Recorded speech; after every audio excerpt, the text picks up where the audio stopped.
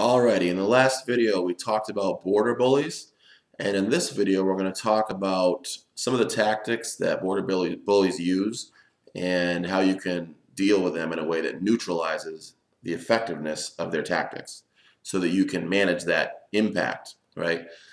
You can minimize their impact and maximize your impact towards your life success and towards their life success. Okay, so we said that a border bully is someone who, for whatever reason, is threatened by your success in life. They're threatened by you showing signs of well-being and of flourishing, right? Flourishing is something that you cannot experience until after you have created a foundation of well-being. And so the border bully will try to sabotage your foundation, your life success system. They'll try to dismantle it. They'll try to get you to tear it down yourself if possible, either voluntarily or on accident, by using different tactics which are intended to keep you down and out of the race, down and out of the game of life, right? They don't want you participating on an equal footing with them, because they're afraid that you might outshine them. You might be more qualified, you might be more capable, you might be more credentialed. You just might be a better person, right? Because of your virtue, because of your good character.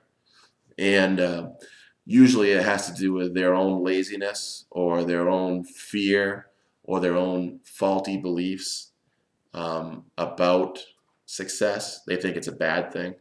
They think that conformity to the status quo, to the way things have always been done, even if it was oppressive, that that's good, and that people who are free are somehow bad or wrong. It's kind of a way of betraying, they betrayed themselves, and so they're so invested in this self-betrayal that they've constructed an entire false kind of life to go along with it. And of course they have to medicate, usually with different types of diversionary tactics, in order to make themselves feel better. But you come along and you're this shining star, right? And boy, they can't stand that. So they're going to try their hardest to shut you down.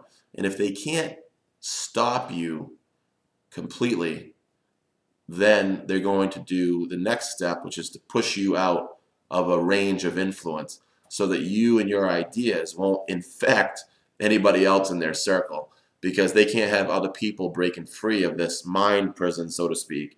Because if those people were to break free,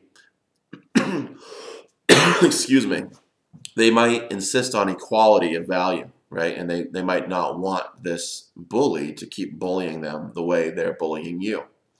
So, all right, so basically what the border bully will do is, the first thing they'll do is, by the way, the border bully fears change. That's at the root of it all, right? They don't want their system to change.